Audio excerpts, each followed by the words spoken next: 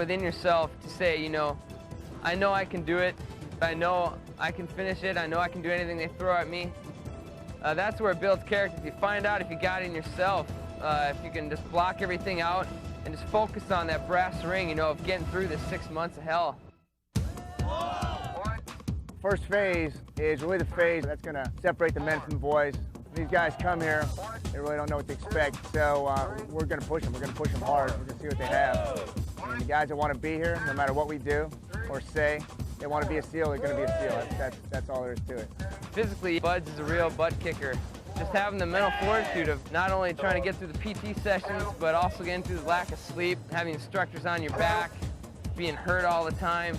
All those things start taking a play in it during the day, and it's just having the idea of there's nothing that's going to stop me from finishing this training or finishing this evolution. That's what gets you through it.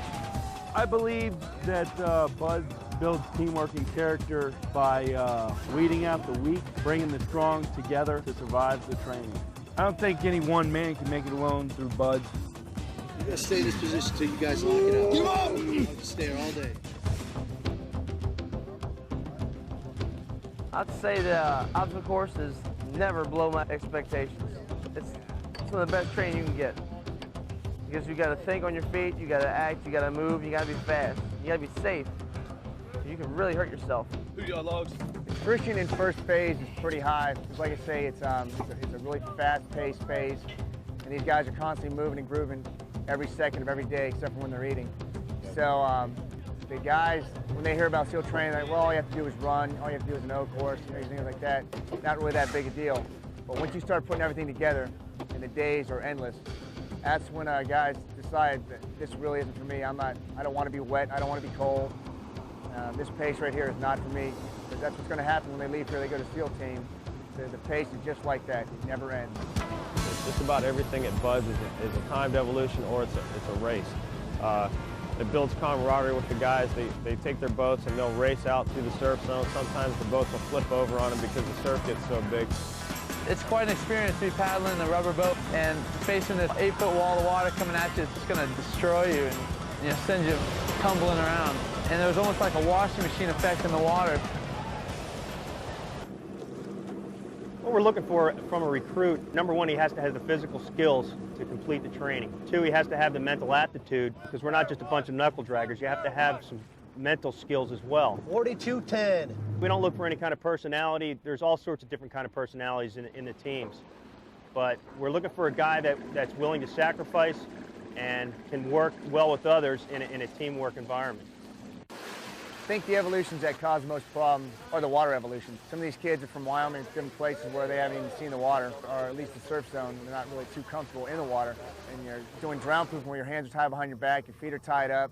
They don't like that. Drown proofing, I think it's more of a mental thing than a physical evolution. It's all about trying to stay calm and being comfortable in the water. Half of our class failed it the first time they went through, and I think it's just because they have a mental block of the idea of not having control. You just gotta, have confidence in yourself and saying, I've done this before, I can float on the water. 3,000 guys have done it before I have, why can't I do it? It's a mental thing. Hell Week, the most dreaded week of Buds. It's the ultimate test of one's physical and mental motivation. A round-the-clock regimen of intensive physical training and harassment, with as little as 4 hours of sleep during the entire week. Let's go, get your butt up here. All the way up on the rocks. In here. Get all the way up. Hell Week is 5.5 days long. The class is divided into boat crews. Teamwork is a key issue during Hell Week. They're up for 5 days doing various evolutions that stress teamwork. Cold, wet conditions, again, come into factor. And this is an indicator of what kind of a man is going to come out the other end. You'll never be challenged anywhere the way that you're challenged in Hell Week. I mean, it'll test your soul to the very core of your being. You'll know exactly what your limitations are and what you're capable of doing when you get done with Hell Week. And then not being able to sleep and just, falling asleep standing up. Are you sleeping? Yes. During Hell Week, I found I could fall asleep while I was underneath the boat while running. It was just a week of intense emotion and pain and cold and misery. And sometimes you thought it couldn't get any worse, but it did. The guys who went away, the only thing I can say about them is that they just decided it wasn't going to be part of their life. You have to want it, because if you don't, or you're not sure, and you just come to try to find out, you won't be around. Into the water. Second phase is the dive phase portion of BUD/S. It also builds teamwork, but it starts to incorporate a much greater learning process for the guys going through. The majority of the evolutions that cause the students the most problem is the water work. If a guy isn't comfortable in the water, then he's not really cut out to be a frogman. He's got to keep his head about him when he's in the water if something goes wrong with his dive rig or something like that. So a lot of the pool work is very stressful. You've got to be mentally in the game to make it through those evolutions. The men are subjected to continual calculated harassment by their instructors to see if they follow procedures taught in the classroom. Students are tumbled around and their mouthpieces torn from their mouths, simulating the effects of a strong ocean surge. Students are taught two types of scuba: open circuit using compressed air bottles and closed circuit using specialized oxygen recirculation equipment. San Diego Bay turns into a combat training area for practicing underwater navigation. The men are learning to use a specialized breathing apparatus, the Draeger LAR 5. It's a closed-circuit underwater breathing apparatus designed for use in clandestine military operations in shallow water, where concealment of telltale exhaust bubbles is essential. The Rock, San Clemente Island, where the windy northern tip of the island is BUD/S country. It's at this modern compound that Class 224 will spend their final 4 weeks of training. Out here, it's the ideal training ground for them. We have weapons ranges, demo ranges, and a lot of good terrain for them to patrol in. On the windswept mesa overlooking the camp is the rifle range. It's here that the men will spend day after day of basic weapons training and maneuvering drills. A lot of guys come here who've never shot a rifle before, so they have to start out at a really basic level, just target shooting. Third phase is designed to finally teach these guys how to be SEALs. And we have to start off with basic rifle drills. And everything in third phase is a gradual progression. 2, 2, 4! Hallelujah! 2, 2, 4! You're so broken down from the first 5 months of BUD/S. It doesn't matter what they do to try to build you up. Nothing works. You just hurt. You just go on. When you guys get out into teams, you're going to be asked to do things that you think is impossible. But here we're proving to you that maybe it's not impossible with a little bit of planning and preparation. Do ya?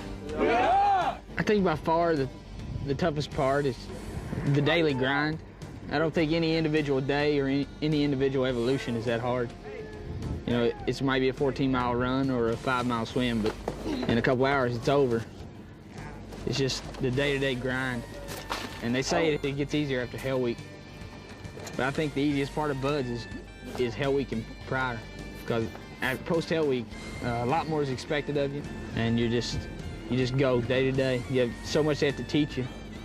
I think the toughest part of the whole thing is just staying motivated for 6 months. 6 months is a long time to do this every day, day in and day out, and it doesn't get any easier. During Tactics Week on San Clemente Island, we teach them a lot of different classes: reconnaissance patrol over the beach, prisoner handling, raids, ambush. Get out of the ground! Front clear! Right clear! Take your time. I have security. Cross your legs! Get your hand behind your back! Look to the right! It's all part of learning the tactics, tools that we use, tools that we need as SEALs to do our job. They're right now doing it in the daytime. We never do any kind of operation in the daytime in the SEAL teams, but they've got to learn it. So we need to be able to watch them and see what they're doing and making sure that they're doing it right. Out on this beach out here, we're going to be doing an obstacle load. We got a bunch of obstacles underneath the water out there at about 10, 12 feet. We're going to be taking out, swimming out satchel charges filled with C4 explosives. We're going to be setting them down, mounting them on the obstacle themselves. This is, of course, to simulate blowing them up for an invasion force coming in that, they might tear out the bottom of a landing craft. This is what, like the original UDTs, their main purpose, their main job besides reconnaissance. Each one of these blocks is 1 1/4 pounds of C4, and this yellow stuff you see coming out the front here, at the top of it, this deck cord. This is what we use to tie into the trunk line. This is going to be run to each one of the obstacles that are out in the water behind me. We tie in with a right angle knot into the trunk line, so that when they detonate it from the shore up here, it all goes off at once. I think the biggest thing about it is for us, for all of us here, it's our last great evolution of buds.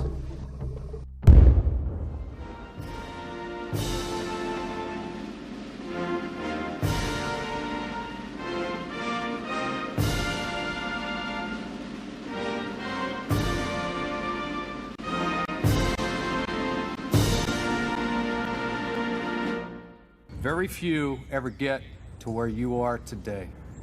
You only graduate from BUD/S training once. It marks the completion of the toughest military training in the world. In a society where mediocrity is too often the standard and too often rewarded, there is intense fascination with men who detest mediocrity, who refuse to define themselves in conventional terms, and who seek to transcend traditionally recognized human capabilities. This is exactly the type of person BUD/S is meant to find. The man who will find a way to complete each and every task to the best of his ability. The man who will adapt and overcome any and all obstacles.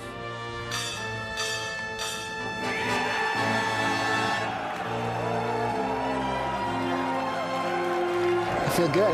It's like a huge weight lifted off your shoulders. I mean, obviously everybody says, this is the first step, still a lot to come and stuff, but this is a big step, so. I feel on top of the world today. It's been 6 months of arduous training, and it's just, I can't even describe how I feel. There's some points of training where you feel like you can't make it through one more day, but you press on hour to hour, minute to minute, and eventually you get to this point. The person who wants to be here and ends up becoming a SEAL is the person who wants it deep down inside. And if he doubts it at all, then he just doesn't belong.